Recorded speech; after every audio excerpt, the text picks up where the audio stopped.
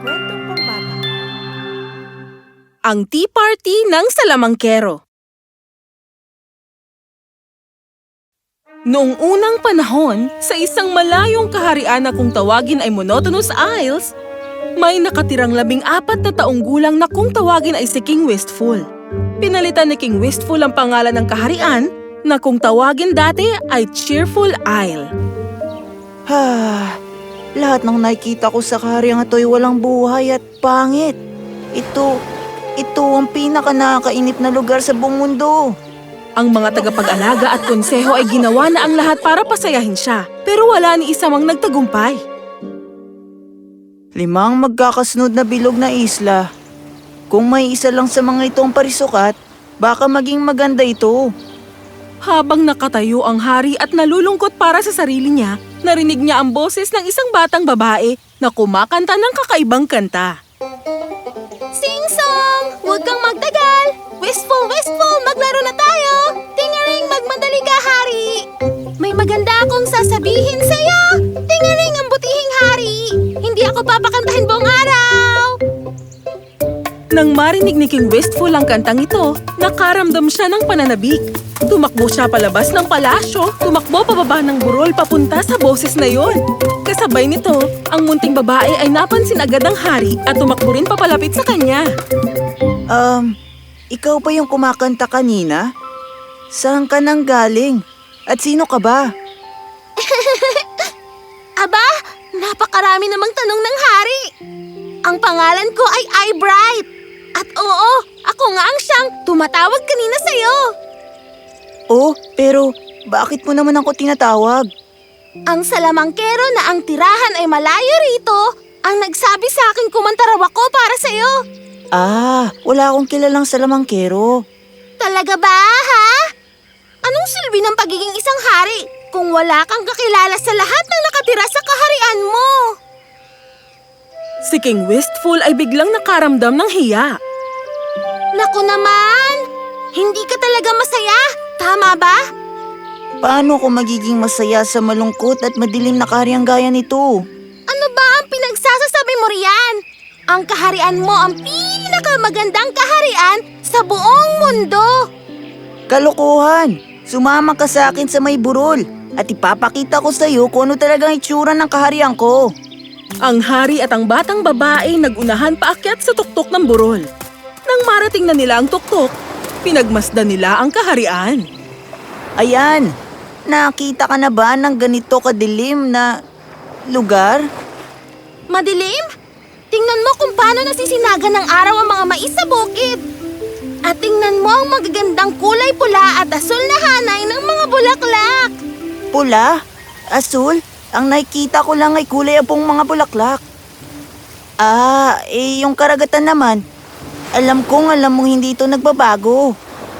Oh, pero napakarami at iba't iba ang mukha ng karagatan. At iba-iba rin at marami ang mga boses nito. Isa ka bang mangkukulam? Hindi ako mangkukulam. Pero kung oo, itatama ko na ang paningin mo sa halip na maging mali ito.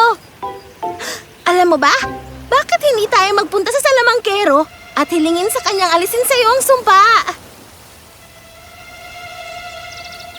Hindi na nagdalawang isip si King Wistful at pumayag siya kaagad.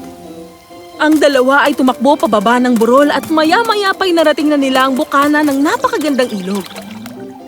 Doon, isang maliit na bilog na bangka na parang batya ang naghihintay sa kanila at pareho silang tumalon pa sa kairon.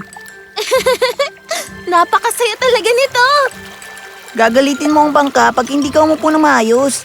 Maupo ka at iabot mo sa akin ang panagwan at dadaling kita ron sa may sapa. Hindi mo na ito kailangan galawin dahil ito ang bangkang bigay sa akin ng salamangkero. At lagi ka nitong dadalhin sa kahit saang lugar na gusto mo. Umupo sila sa ilalim ng araw habang patuloy lang sa paglutang ang bangka. Inilubog nila ang mga kamay nila sa tubig at mabuti na lang hindi sila nahulog habang ginagawa ito. Napakasaya nito para sa kanila.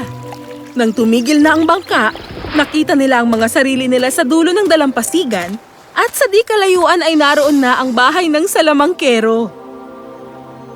Naglakad sila papasok sa kuweba nito at nang makitang bukas ang pinto, pumasok na ang mga bata. Wow! Ito na ba ang kuweba? Nabighani si King Wistful sa napakagandang disenyo ng kuweba. Nang bigla niyang makita ang matandang salamangkero. Nakaupo sa upuan nito at nakangiti sa kanila. Tumakbo si Eyebright papalapit sa kanya. Isinama ko ang hari para makita kayo. Pwede ba kayong maging mabait at alisin ang sumpa sa kanya? Tumayo ang salamangkero at nakipagkamay sa hari. Para maramdaman niyang bukas ang tahanan niya sa hari. Napakagaling niyong mga bata sa pagtawag niyo sa akin sa oras ng pagtsatsaa. Ayokong nagtsatsaa ng mag-isa. Ngayon, gusto niyo bang magtsaa sa sahig o doon na lang tayo sa mesa?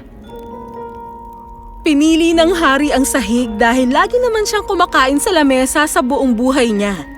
Pero gustong makita ni Eyebright kung anong mangyayari pag pinili nila ang lamesa. Ang lamesa po! Tumango ang salamangkero at pumadyak sa sahig. At isang maliit na mesa, kasama ang 3 maliliit na upuan ay naglakad sa may pinto na parang tao at tumayo sa gitna ng sahig. Alam niyo hindi ko inaakalang nakapaglakad ng lamesa at mga upuan.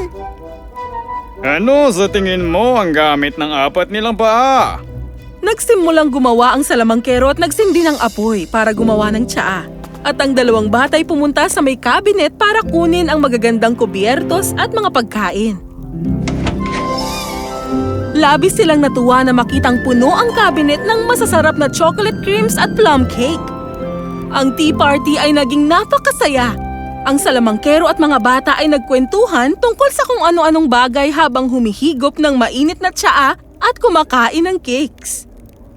At sa huli, pareho nilang naalala kung bakit sila nagpunta sa salamangkero. Mamang salamangkero, kailangan ko ng tulong niyo. May mali kasi sa kung paano ko tingnan ng mga bagay-bagay. Siyempre meron nga. Ang mga wimp ay nagtapon ng alikabok sa iyong mga mata nung bata ka pa para hindi mo makita ang mga bagay na nakikita ng ibang tao. Ano? Bakit sila nagtapon ng alikabok sa mata ko? Hindi kasi sila naimbitahan sa party mo nung ipinanganak ka. Yun lang. Ayaw yun ng mga wimp at malamang ay malalaman nila kung ano ang gagawin. Ang pinakamainam mong gagawin ay pumunta ka sa Wimpland at hilingin sa kanilang alisin sa iyo ang sumpa. Pero sinasabi ko sa iyo, napakalayo ng lakbayin papunta ron ng mag-isa. Sasama ako sa'yo. Lagi akong nasasabik na makapunta sa kabilang bahagi ng araw. Paano po kami makakarating doon? Ang karaniwang paraan ay umakyat sa sinag ng araw. Pero dadalhin ko kayo ron sa pamamagitan ng kidlat. Naglabas siya ng malaking sako na pinangalan ng Storms mula sa taguan at ipinasok niya ang kamay niya rito. Si Eyebright ay mas lumapit pa sa hari sa pag-asang walang sasabog sa isang iglap. At ang hari ipinatong ang kamay niya sa balikat nito para naman hindi siya matakot. Hawak ko na ito sa 2 kong kamay at hindi ito tatama sa kahit na sino sa inyo basta ba magiging mabait din kayo rito. Ngayon, mawala na kayo sa isang iglap! Pero wala na silang oras na makita ito at nakita na lang nila ang mga sarili sa kabilang bahagi ng araw. Sa isang saglit, nakahiga lang sila kung saan sila nahulog at hindi gumagalaw. At naupo na sila at kinusot ang mga mata at tumingin sa paligid. Wala akong ideya na ganito pala rito. O ngayon, anong masasabi mo rito? Isang wimp ang nakatayo sa kanyang ulo na siyang paboritong paraan ng wimp para maipahinga ang kanyang mga binti. Ito ay puno ng hamog. Dilaw na hamog, tama ba? Sa tingin ko, hindi ito dilaw na hamog. Para itong madilim na sikat ng araw. Tama ka. Ang mga nilalang mula sa harap ng araw ang tumawag dito ng dilaw na hamog. Nabulag na sila ng sarili nilang sinag. Ito ang likuran ng araw. Sa tingin ko, pinakagusto ko ang matingkad na sikat ng araw. Nakakatuwa ka. Sa Wimpland, nakukuha mo lahat ng mga pakinabang sa araw at nang walang anumang sagabal. walang anumang sinag o sunspots. Nakakatawa naman na hindi mo ito makita. Kasalanan mo ito. Kung hindi ako sinabuyan ng alikabok ng mga kaibigan mo, makikita ko ang wind plant sa matingkad na liwanag. Oo, mahal ko. Pumunta ka pala rito para matanggal ang sumpa. Ganun pa man, hindi na ito makakatulong ngayon. Kaya ang mabuti pa, pumalik ka na. Di na mahalaga kung nakikita mo mga bagay ng mali. Pero mahalaga ito sa akin. At yun ang dahilan kaya namin gustong tanggalin mo ang sumpa. Pakiusap! Ang wimp ay lumundag mula sa isang binti hanggang sa isa pa at siya ay nakaisip na ng solusyon. May isang bagay lang na pwede nating gawin. Dapat kayong magpalit ng mga mata. Tumitig ang mga bata sa wimp at pagkatapos ay sila naman ang nagtitigan. Mainam yan. Paano ba ito mangyayari? Hinay-hinay lang. Ang dapat mo lang gawin ay hilingin ng buong puso na makuha mo ang mga mata ng hari kaysa sa sarili mong mga mata. At mangyayari na ito. Huwag! Kapag kinuha ko ang mga mata niya, makikita na rin niya ang mga bagay ng mali. Huli na nang magsalita ang hari. Dahil nahiling na ni Eyebright na magpalit sila ng mga mata. At bago pa niya ito mamalayan, ang mga mata ni Eyebright ay naging kulay asul at ang mga mata ng hari ay naging kulay kayumanggi. Galit na galit ang hari sa wimp habang si Eyebright naman ay masayang tumatawa dahil sa nangyari. Tingnan mo ang ginawa mo. Makikita na niya ang mga bagay ng mali hanggang sa matapos ang buhay niya. Huwag kang maging hangal, muting bata. Iuwi mo na siya at tingnan niyo kung paano nakikita ang mga bagay-bagay.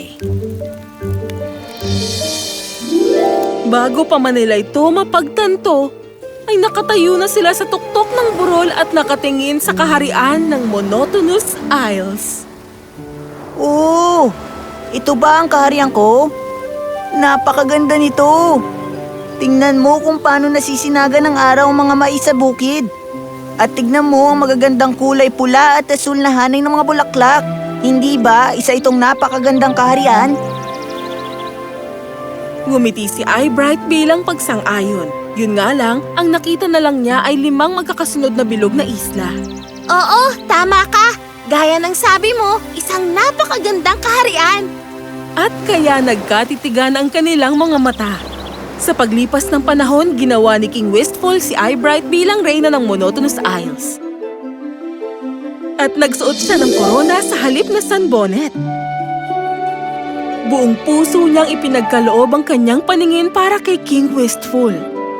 At naging masaya pa rin, patunay lang na ang kapangyarihan ng totoo at talisay na pag-ibig ay nagdudulot ang pinakamalalim na kasiyahan at tunay na kakontentuhan sa buhay.